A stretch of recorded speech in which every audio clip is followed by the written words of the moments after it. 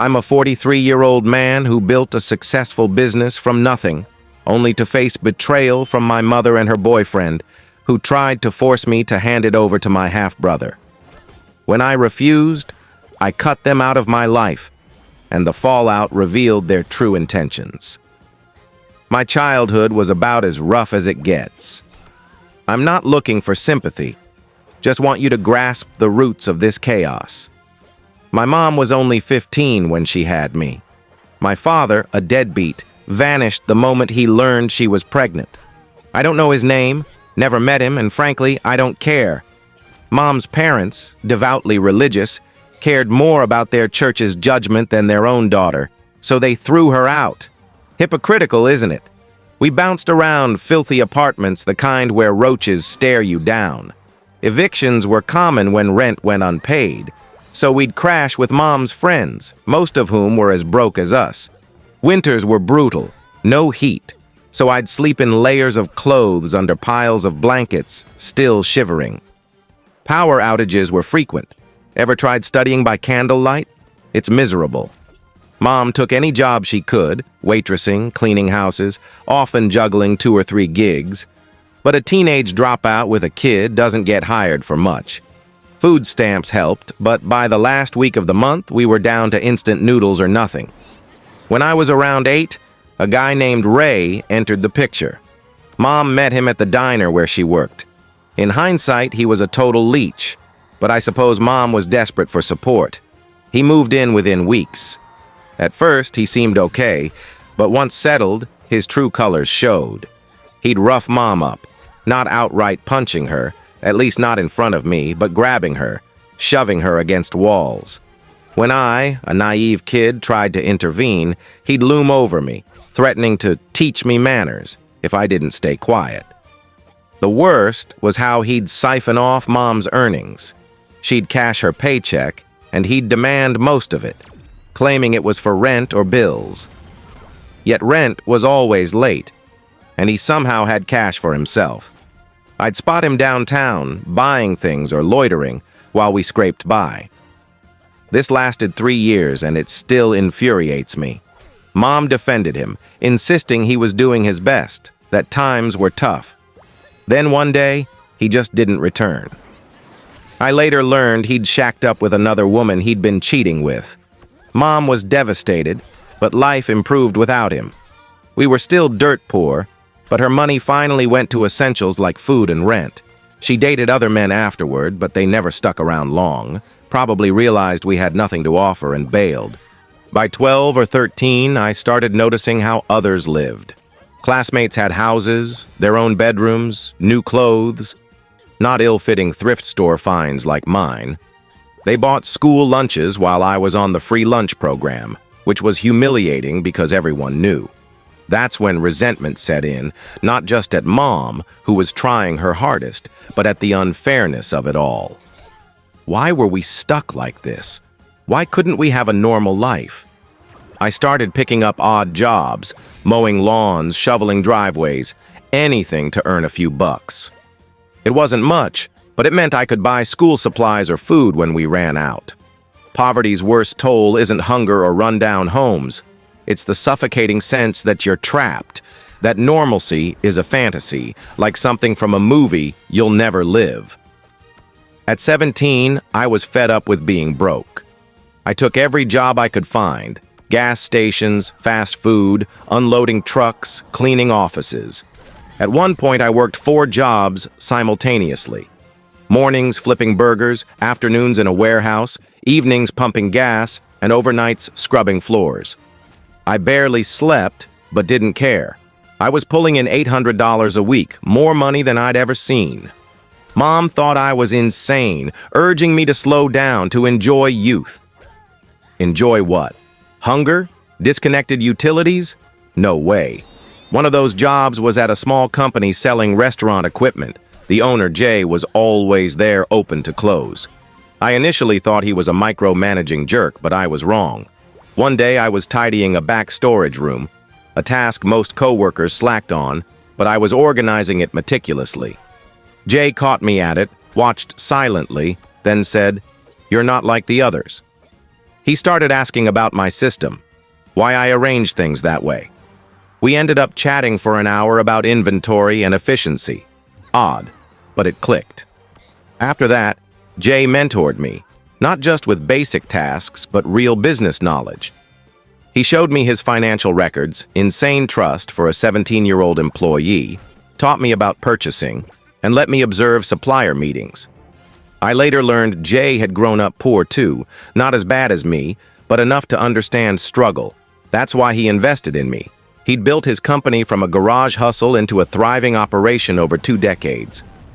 Co-workers teased me for being his pet, calling me a brown noser. But I didn't care. For the first time, someone was teaching me skills that mattered. School was just a checkbox, but this was practical. Jay didn't stop at business lessons. He taught me how to dress for meetings, bought me my first suit, showed me how to navigate high-stakes conversations, even proper dining etiquette for business lunches. It might sound trivial, but growing up like I did, no one teaches you those things. Most importantly, Jay showed me escape was possible. Before him, I thought the best I could hope for was a slightly less crummy apartment. He opened my eyes to bigger possibilities. I soaked up everything, lingering after shifts to pepper him with questions. He always answered patiently, never brushing me off. The only time Jay got upset was when I missed a shift, exhausted from my other jobs. He sat me down and said, "Poverty's draining, I know, but if you want to run a business someday, hard work isn't enough. You have to be dependable. If you commit, show up." That stuck with me. I never missed another shift, no matter how tired or sick I was. I gradually dropped my other jobs to focus on Jay's company, earning less, but gaining more knowledge. After 3 years under Jay's wing, I couldn't shake an idea for my own venture. This was long before meal kit services became trendy, but I envisioned something similar for restaurants, delivering pre-portioned ingredients for their daily menus. Working with Jay, I saw how smaller eateries struggled with inventory, often making last-minute supply runs. I spent 6 months drafting a business plan, with Jay guiding me through countless revisions. When it was solid, he offered to invest. I was floored. This man who'd taught me everything believed in me enough to back my idea with his own money. But he didn't just hand me cash. He insisted I secure loans too, saying I needed skin in the game. Signing those loans was terrifying. Growing up poor, debt felt like a life sentence. The first 6 months were brutal. We rented a tiny warehouse, basically a glorified garage with a fridge. I couldn't afford staff, so I did it all. Prepping orders at 3 a.m., delivering until noon, cold calling potential clients in the afternoon, and handling paperwork until midnight. I'd sleep a few hours and repeat. I started with 3 customers, who ordered sparingly, likely out of pity after my desperate pitches. I lost money daily for half a year. Some nights I'd sit in that empty warehouse, fighting the urge to break down. But gradually things shifted. One client referred another. We'd bail out restaurants with emergency deliveries, earning a reputation for reliability. Orders grew, then scaled. After a year, I hired a delivery driver. Handing over the van keys felt surreal. I'd been a one-man show for so long. 2 years in, we expanded to another city, a nerve-wracking leap, but it paid off. We added more locations, and now, 20 years later, we operate in 30 cities with proper warehouses, a fleet of trucks, and hundreds of employees. I keep a photo of that first dingy warehouse in my office as a reminder of the grind. Jay passed away from cancer a few years ago, and it still stings. At his funeral, I learned he'd mentored others like me, helping anyone willing to hustle. I miss him constantly. That's when my half-brother Ben, now 40, re-entered the scene. We share the same mom, but different deadbeat dads. Growing up, we were tight. 2 kids with only each other and mom. But Ben was always different. While I hustled to escape poverty, he seemed to accept it as fate. As teens, our paths diverged further. While I worked multiple jobs, Ben hung with neighborhood troublemakers. Petty thieves, car break-in types, never serious enough for jail, but enough to stay stuck. I begged him to stop. offered him jobs, but he'd brush me off, saying I was too uptight, that I needed to live a little. Live? We grew up on noodles, and he was chasing thrills. When I started with Jay, I saw a chance to pull Ben up. I brought him to the warehouse once, and Jay welcomed him, offering to teach him the business like he did me. Ben scoffed, calling Jay a pretentious rich guy playing savior. I was mortified. Jay shrugged it off, but I could see his disappointment. Not in Ben, but in his own inability to reach him. Years later, as my business gained traction, I tried again, offering Ben a solid role managing deliveries. Good pay, benefits, responsibility. Jay cautioned against mixing family and business, but I was naive, thinking I could save my brother. Ben showed up for one training day and was surprisingly sharp, mastering the system and routes. But when payday hit, he flipped out because we paid bi-weekly, standard practice. He demanded cash immediately, saying he owed people. I later learned he'd borrowed from shady types, expecting instant pay. He never returned, going back to his weekly paid factory job. That set the pattern. Every few years, Ben would hit rock bottom, ask for work, and I'd give him a chance. He'd vanish after days, sometimes ghosting without notice, embarrassing me in front of my team. The last attempt, 5 years ago, was a cushy manager role at a new location. Decent salary, light duties. He lasted 2 weeks before undermining company policies, telling staff to ignore procedures. When I addressed it, he quit, accusing me of being controlling. That was it. No more jobs. I'd still slip him cash when he was desperate, but I stopped trying to fix him. It hurt. I'd escaped, built something, and wanted to share it with him. But you can't force someone to want better. Mom always excused Ben's behavior. He's finding his way. Not everyone's meant to be a tycoon. But this wasn't about ambition. It was about being a responsible adult. Now 40, Ben still lives like a 20-year-old drifting between dead-end jobs, always one paycheck from broke. Worse, he resents my success, claiming I changed, that I forgot our roots. Forgot? I spent years trying to lift him out. Last week, Mom called me to her house, the one I pay for, $2,800 monthly mortgage, plus her car, utilities, and $2,000 extra for expenses. I'm sharing this so you know I wasn't stingy with family. Ben was living there again. No shock. He always crashes with Mom when he's broke. But there was a new face. Mike, Mom's boyfriend of a few months, who she'd kept secret. Mike lounged in my dad's old recliner, a chair I still associate with a man I never knew, like he ran the place, smirking like he held some secret.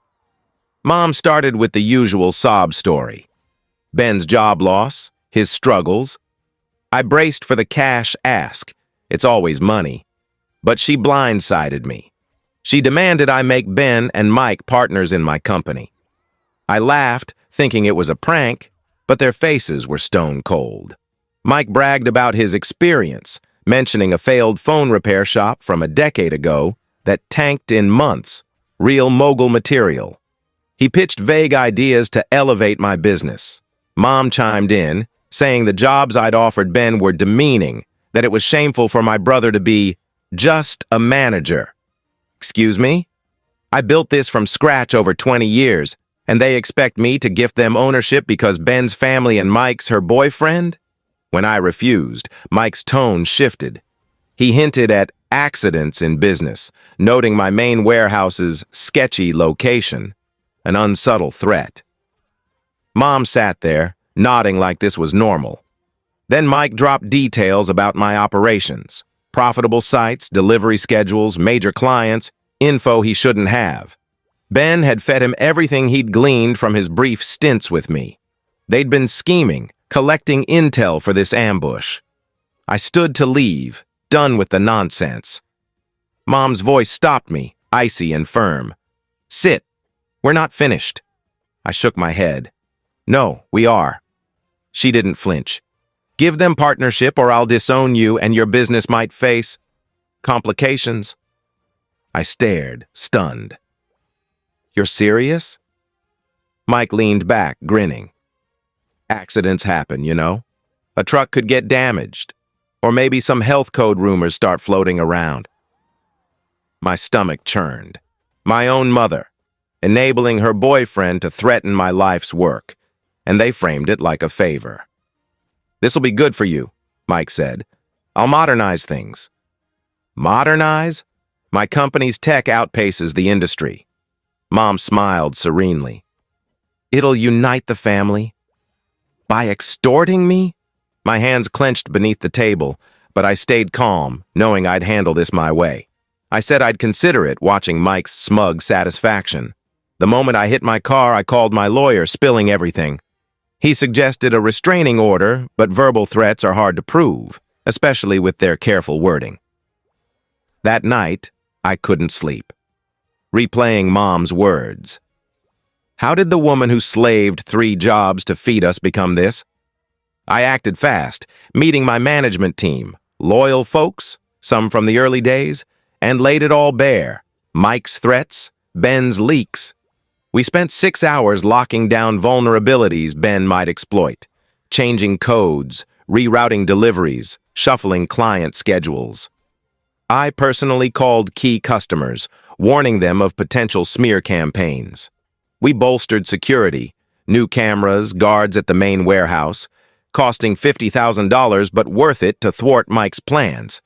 I added cameras and an alarm system at home too, maybe overkill, but peace of mind matters. Then I contacted my bank, halting all payments to Mom. Mortgage, car, utilities, allowance, gone. I didn't warn her. She'd find out soon enough, just like she sprang Mike's scheme on me. My lawyer documented everything, the meeting, the threats, who was present, plus statements from my team about our security overhauls. It might not hold up legally, but it's a record. Then I waited. Within a week, Mom's world unraveled. Mortgage payment bounced, car loan defaulted, cards declined without my deposits. She blew up my phone. I blocked her. Ben tried different numbers. I blocked those too. Mike had the audacity to email my work account, warning I was hurting Mom and making a mistake. I forwarded it to my lawyer, more proof of harassment. Meanwhile, I juggled real work, a major contract, expansion into 2 cities, daily operations. You don't pause a business because your family's playing gangster. 2 weeks later, my security chief reported an attempted break-in at the main warehouse at 3 a.m. No camera footage. The perp fled when alarms blared, but Mike's car was spotted nearby. Coincidence? Please. I filed a police report, but without hard evidence, they couldn't act. Still, it went into my documentation pile. Mom, unbelievably, painted me as the villain. Through a friend, she claimed I was killing her, risking her home, branding me a heartless son. She omitted her role in Mike's threats or her scam attempts. Relatives, silent unless they need cash, suddenly cared, lecturing me about Mom's plight but offering no help themselves. A month after I cut payments, Mom and Ben ambushed me in my office parking lot one night. I hoped for an apology, but no. Ben, looking rough, later I learned he was using heavily, got in my face, yelling that I was ruining Mom, that she'd be homeless, that I valued money over family. I tried sidestepping to my car, but he blocked me. Mom just watched, not intervening. Then he lunged for my laptop bag, which held sensitive company data. After Mike's info grabbing, no way was I letting Ben near it. I yanked it back, told him to back off. He tried again, then swung at me, aiming for my face. I work out regularly and take boxing classes, so I blocked it and shoved him back. He hit the ground, shocked I'd defended myself.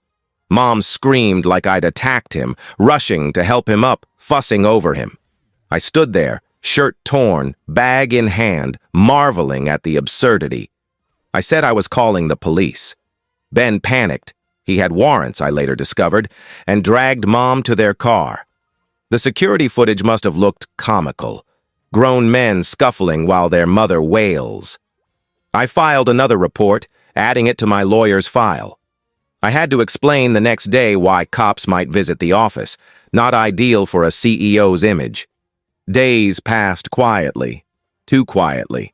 Then I learned Mike had vanished, draining Mom's remaining accounts. Others contacted me saying he'd scammed multiple families before. Classic con artist. Last week, Ben showed up at my house, cleaned up, claiming he was sober, attending recovery meetings, regretting his actions. I almost bought it until his real motive surfaced. He and Mom had a new plan. They wanted a loan to launch a business, pitching a blatant pyramid scheme. No change, just a fresh hustle for my cash. That was it. I told him to leave and never return. He tried the usual guilt trip. Mom's losing her house, family sticks together. But I laughed, went inside, and watched on my cameras as he trashed my mailbox and peeled out. Mom's eviction is set for next week. Her friend, the only one still speaking to me, says she's showing old childhood photos, weeping about her cruel son who abandoned her, conveniently skipping her betrayal. Here's the wild part. Since cutting them off, my business is thriving. I landed 3 big contracts last month and am opening 2 new sites next year. Dropping toxic family drama does wonders for focus. I remarried last year. Didn't mention earlier as it wasn't central. My wife's incredible. From a business-oriented family who get the grind. Her parents treat me like their own. We're expecting our first child soon. That's true family.